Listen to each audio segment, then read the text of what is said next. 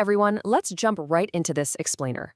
15 years, hundreds of series, literally thousands of hours spent just staring at a screen. And honestly, I still can't stop. Today, we're diving into a massively requested topic, my ultimate, highly subjective top 10 anime of all time. And that quote right there pretty much perfectly illustrates where my head is at with this. Look, this isn't some algorithmic list pulled straight from MyAnimeList, and it's definitely not a crowdsourced opinion from a random Reddit thread. This is my deeply personal, carefully curated ranking that I have agonized over for years. It's meant to spark some debate, and believe me, I am fully prepared for the arguments in the comments. Oh, and before we hit that first rank, make sure you stick around to the very end, because my number one pick is something you are absolutely not expecting. Section 1. The Ultimate Ranking Rules. Let's just lay down the ground rules real quick so you know exactly how this list came together. Okay, so we've got 3 absolutely crucial criteria here, and they are strict. First up, overall impression. I'm not just looking at a fantastic first season here. If a show starts brilliant but totally fails to stick the landing, it's off the list entirely. Second is industry impact. Did this series actually change the anime landscape? Did it set a completely new bar? And third, and this is probably the biggest one for me, long-term rewatchability. Years later, am I still going out of my way to recommend this to literally everyone I know? If the answer is yes, it makes the cut. All right, let's get into it. Tier 1, mainstream marvels and action. We're kicking things off with the culturally massive masterpieces that just hit hard and fast. Let's take a look at our first show ranking table to see how the bottom of our top 10 shakes out. Coming in at number 10, we've got Demon Slayer. Now, I know, for some of you, it's way too mainstream, but hear me out, it is on this list because Ufotable fundamentally changed industry production standards. The Mugen Train arc pulled off visual feats that seemed literally impossible for television just 5 years ago. At number 9, Neon Genesis Evangelion. Hideaki Anno's masterpiece has a 30-year legacy for a very good reason. Evangelion isn't just a show you watch, it's an experience. Shinji Ikari is this terrifyingly relatable protagonist because, let's face it, he isn't the hero you dream of being, he's the person you might actually be. And at number 8, Hunter x Hunter. Yoshihiro Togashi's creation, brought to life by Madhouse, is basically the ultimate action standard. Just zooming in on Hunter x Hunter for a second, the Chimera Ant arc alone is 60 episodes that completely redefine what the shonen genre can even be. The dynamic between Marume and Nitaro, easily one of the best-written antagonist-hero relationships in all of anime, period. And of course, Gon's transformation. That was a single scene that practically broke the internet and guaranteed the series would never be looked at the same way again. Togashi, man, if you are somehow listening to this explainer out there, please finish the manga. Moving right along to our next section, time travel and tears. Time to shift gears into some deep, emotional storytelling. Bringing up our show ranking table again, we've got numbers 7 and 6. At number 7, Steins Gate. Look, plenty of series try to tackle time travel, but Steins Gate actually perfects the execution. And at number 6, Violet Evergarden. This is the absolute emotional crown jewel of Kyoto Animation, which is a studio that holds a very special place in my heart, especially when you think about their brilliant legacy and that tragic fire back in 2019. El Sai Kongru. Man, if you know, right? I hear the same complaint all the time. Oh, the first 12 episodes of Steins Gate are just way too slow.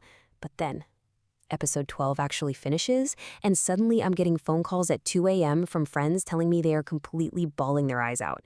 Okabe Rintaro's transition from this eccentric, self-taught scientist to a deeply tragic hero carrying a heavy, unseen burden that literally no one else can understand, it is absolute narrative mastery. Guaranteed tears, every single time. And hey, speaking of tears, the core premise of Violet Evergarden is just profoundly moving. Violet learns to write letters, and by doing so, she slowly learns what it actually means to be human. This is a story about a girl who literally doesn't comprehend what it means to love. Every single episode is its own self-contained story that is fully capable of breaking a grown adult in just 22 minutes. I'm telling you, if you didn't cry during episode 10, you might genuinely not have a heart. It's basically got clinically proven tear-jerking power. All right, breaking into the top 5 now. Philosophies and Fallen Heroes. As we update the show ranking table here, we are hitting the true heavyweights. Number 5 is Full Metal Alchemist Brotherhood. For a ton of people, this is simply the best anime ever made, and I completely get why. It strikes this absolutely perfect thematic balance between action, comedy, drama, and deep philosophy, all anchored by the incredibly written Elric brothers and Roy Mustang. Number 4 is Attack on Titan, which evolves into this gripping political treatise on hate. And coming in at number 3 is Vinland Saga, which is a literal masterclass in pacifism. I will always defend Hajime Isayama's controversial ending for Attack on Titan, strictly because of Eren's unbelievable transition. The show starts out as this action horror about monsters eating people, and it somehow ends as a massively complex political treatise on nationalism and the cycle of hate. Eren Yeager going from the loud protagonist fighting for humanity in seasons 1 through 3 to a terrifying antagonist entirely consumed by that exact same hate in season 4 is hands down one of the greatest narrative arcs I've ever witnessed. The sheer scale of the rumbling is so massive that the word epic literally doesn't even cut it. And then there's Makoto Yukimura's Vinland Saga, which takes such a massive risk in Season 2.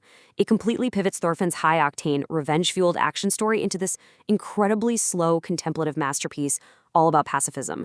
Fans actually rebelled against it at first, but then they finally understood it. When you pair that journey with Askeladd, who is just this brilliantly intelligent, deeply cynical antagonist operating on his own strict moral code, it is pure storytelling perfection. It deserves to be studied in history classes, honestly. Okay. We've finally made it. The final 2 masterpieces. Arriving at number 2 on our show ranking table, Monster.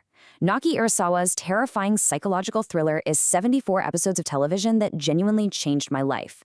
What is so absolutely crucial to understand about this show is that there's no magic. There are no superpowers, no massive, flashy battles.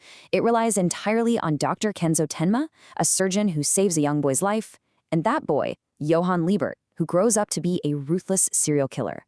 Johann is the most terrifying, realistic antagonist in the history of the medium precisely because he is human. He is so utterly convincing. This show is written so flawlessly that even people who refuse to watch anime get hopelessly hooked by the end of episode 1. So I really want you to think about this. If Monster is that incredibly well written, that engaging, and that psychologically terrifying, what in the world could possibly beat it?